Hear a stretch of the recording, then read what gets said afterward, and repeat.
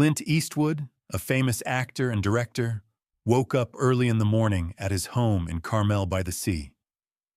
Today, he decided to visit a local coffee shop to enjoy his morning coffee and some peace and quiet.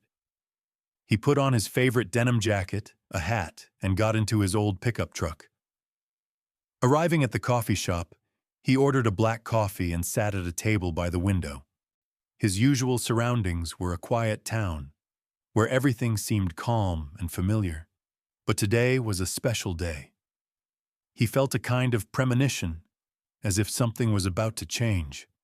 At that moment, his hand slightly moved the cup of coffee, and it, leaning over, spilled directly onto the table and partially onto his denim jacket. Clint, not embarrassed, tried to quickly collect the cup, but it was too late.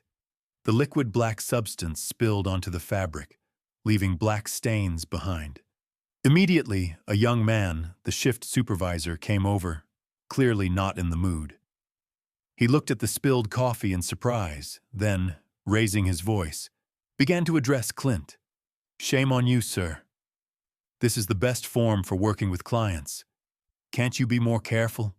Eastwood didn't answer. He just calmly looked up at the boy, his eyes cold and seemingly impenetrable. The leader raised his voice even higher, feeling himself losing control. "Are you kidding us? We don't have a movie here!" he exclaimed, trying to pull himself together. But at that moment, the door to the cafe opened, and a tall, middle-aged man with light gray hair and a dark suit entered the room. It was the owner of the cafe, Jim. He approached Clint Eastwood's table, smiled, and said hello. "Clint, congratulations! How are you?" But, seeing the situation, Jim immediately turned to the shift manager, who was still grumbling about the coffee. "John, what's going on?" Jim asked, frowning. The manager, not understanding, began to explain. "He spilled coffee here and didn't even apologize. This is not how we treat our customers." Jim, however, smiled slightly and looked at Clint, then turned to the young man. "John, you must have forgotten that this is my friend, and you're just starting out here. So I think it would be best if I made some personnel changes.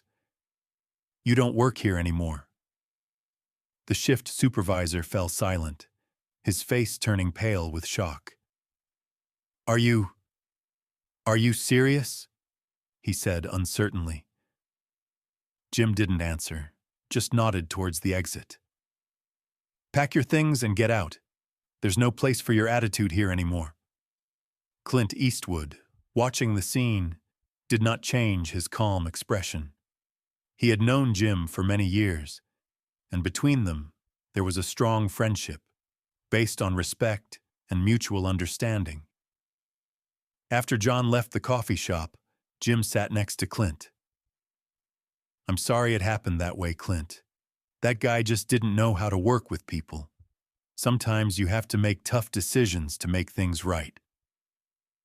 Clint smiled, picked up a new cup of coffee, and looked at his friend. "Don't worry, Jim. Sometimes the best changes come unexpectedly. Thanks for your support." They drank their coffee in silence, enjoying the silence that had returned to the cafe. That morning, it seemed as if even the Carmel Mountains themselves were whispering that the new day would bring more unexpected changes. But what will happen next for Clint? What awaits him on this strange morning? Only time will tell. From that day on, Clint Eastwood felt as if the whole world had stopped for a moment. But for him, it wasn't the first time. All his life he had been accustomed to the fact that changes happen suddenly, often unexpectedly. He returned home, but there was one thought in his head. This is not the end. The coffee shop, Jim, this new guy, it was all part of something bigger. A few days later, Clint went to the coffee shop again, but this time he decided not to go into the familiar hall. He stopped his pickup truck nearby, got out of the car, and headed toward an old warehouse on the outskirts of town, where he knew not only his own past was hidden, but also several dark secrets that connected him to Carmel.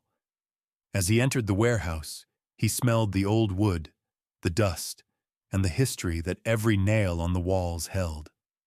It was the place where he had made many important deals years ago, where his film career began, and where he met people who still leave a mark on his life. And then, standing in the shadows among the broken boxes and wooden shelves, he noticed a familiar face. All these years, this face had been an echo of the past for him, part of a great game he had been playing for decades, and this was the very person who, in his opinion, could change everything, not only in his life, but in the life of the city. "I knew you'd come," said the man sitting on the old crate, puffing on a cigarette. His voice was calm, even a little tired, but there was a cold fire in his eyes. "You're perfect for this game, Clint, and I know you won't refuse." Clint walked slowly toward him, his gaze fixed on the man standing before him. It was Mike, an old partner from the past who had connections in Carmel that most people didn't even know about. "You're here again," Clint replied, his disbelief evident, but his voice was calm, without fear. "But I don't believe in your games, Mike." Mike smiled. "Maybe so, but you'll have to play one last game. Do you know what happened to you that morning in the coffee shop? That was just the first step in a bigger plan, Clint. And maybe this friend of yours, Jim, isn't as good a friend as you think." Clint paused, realizing that every word Mike said made sense. In fact, he had always known that there were more dark secrets in this town than met the eye. And Jim, even though he was his friend, could be at the center of this game. "What do you mean?" he asked, observing Mike's behavior. "Jim knows more than you think," Mike replied, swallowing the last of his cigarette. "And the fact that he kicked that guy out is just part of what's behind his self-interest. The real reason he keeps this business going is much darker," Clint thought. His connections to the city and its people were not as simple as they seemed. He knew this was a turning point, and if he didn't intervene, the next steps could lead to disaster. And unfortunately, Mike was right. Jim was indeed hiding more than he wanted anyone to know. "If you want me to play this game," Clint said, "I'll play by my own rules. But you better understand one thing. I don't want to be part of a big game where everything ends in cruelty."